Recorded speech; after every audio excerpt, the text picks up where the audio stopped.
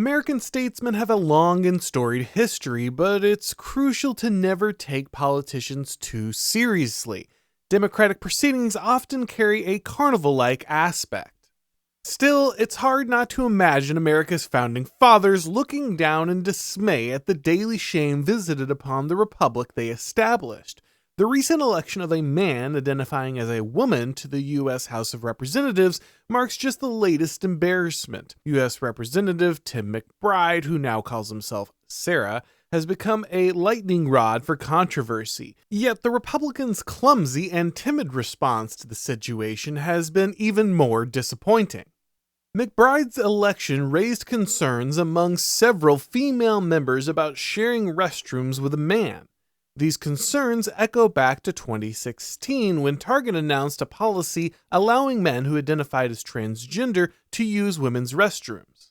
Shortly after, the Obama administration issued a directive to schools requiring them to permit transgender students to use bathrooms and locker rooms corresponding to their gender identity. Gyms, pools, and other public facilities soon followed suit, forcing women and girls to endure men exposing themselves in spaces that had traditionally been female-only. Wokeness had not yet become a mainstream term, but the events of 2016 marked the opening salvo in a prolonged cultural battle. What was once known as social justice or political correctness had morphed into a far more extreme movement. In a rational world, the absurdity of this ideology would have rendered it dead on arrival. Yet 8 years later, the nation is still grappling with the bizarre question of whether a man can become a woman. In response to this ongoing debate, Representative Nancy Mace of South Carolina introduced a resolution requiring House members to use the bathroom corresponding with their actual sex, not the clothes that they wore that morning. This resolution was entirely reasonable and should have been easy for Republicans to defend. Unfortunately, the GOP's handling of the situation turned into a complete clown show. The first misstep occurred when Speaker Mike Johnson refused to answer a straightforward question about whether McBride was a man or a woman. During a press conference addressing the issue of bathrooms and locker rooms, Johnson dodged the question multiple times, instead stating that every member deserved dignity and respect. While this sentiment is ultimately true, it was obvious that Johnson was using it to evade directly addressing McBride's sex. Given the topics covered in the press conference, Johnson should have anticipated the question and prepared a clear response. McBride is a man. Full stop. As the leader of the Republican-controlled House charged with advancing Donald Trump's agenda, Johnson's hesitation was concerning and baffling. Eventually, the uproar over Johnson's evasive response forced him to hold a second press conference where he finally stated his belief that a man cannot become a woman. Johnson claimed that the question was so absurd that he initially chose not to dignify it with an answer. Given his earlier hesitation, however, this explanation rang hollow. Notably, Johnson still avoided explicitly stating that McBride is a man or committing to a specific action to protect female members of the House. If Johnson's handling of this controversy reflects how he plans to approach implementing the MAGA agenda, it raises serious concerns about his leadership. His timidity in addressing fundamental issues does not inspire confidence. The second misstep came from Mace herself. While her efforts to protect female colleagues reflected the right instinct, her execution left much to be desired. After describing herself as a feminist, Mace posted on Twitter, quote, "This is so strange to me. 25 years ago, I was celebrated as the first woman to graduate from a formerly all-male military college. Today I'm being attacked as a bigot for fighting for women's rights. The radical left has lost its mind." End quote. Using the left's framing and language is always a misstep. Attempting to validate your opponent's position to expose perceived hypocrisy often results in rhetorical failure for conservatives. More troubling, however, is the cognitive dissonance revealed in Mace's statement. On one hand, Mace seems to defend female-only spaces, operating under the conservative belief that men and women are inherently different and that women deserve spaces apart from men.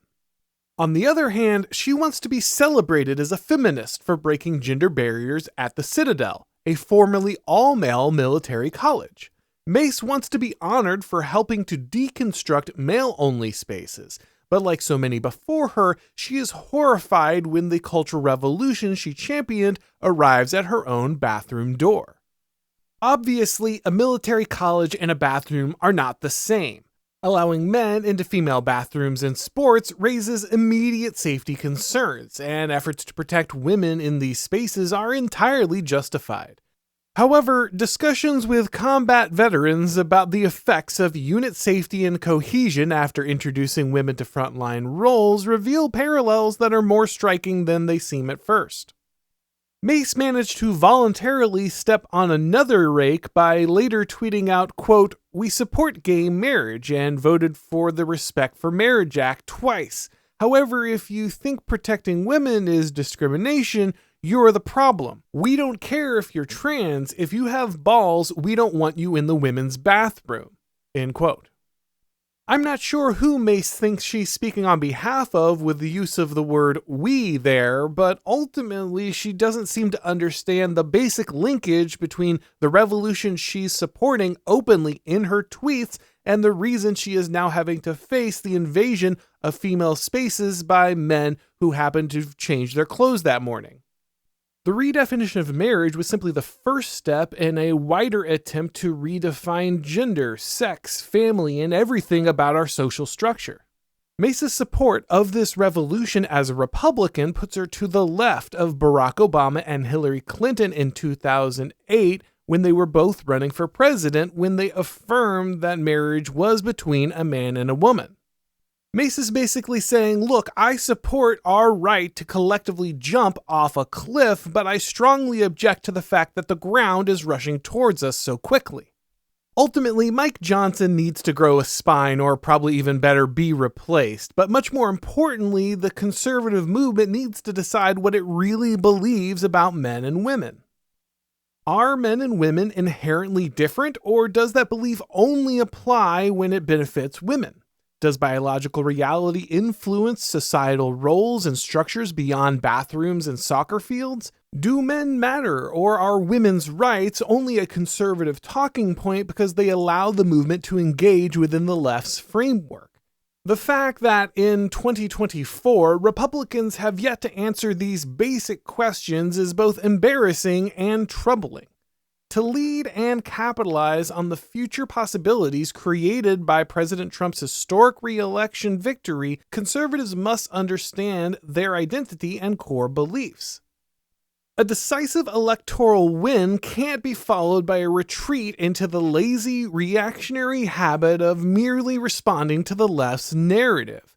Ridiculous failures like the one we just witnessed are inevitable when a movement lacks a clear sense of purpose and conviction. Republicans must address these issues swiftly, as the American people delivered a decisive mandate and expect strong leadership, not a political comedy sketch.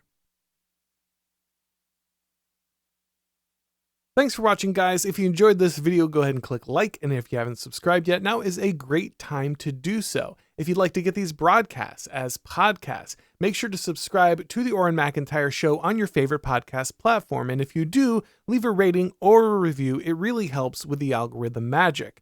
If you'd like to follow me on Twitter, or Gab, or Substack, or Instagram, if you'd like to get these videos on Rumble or Odyssey, the links to do all of that are down below in the description. And of course, you can watch all of my episodes and read all of my columns over at The Blaze. Thanks for watching, guys, and as always, I'll talk to you next time.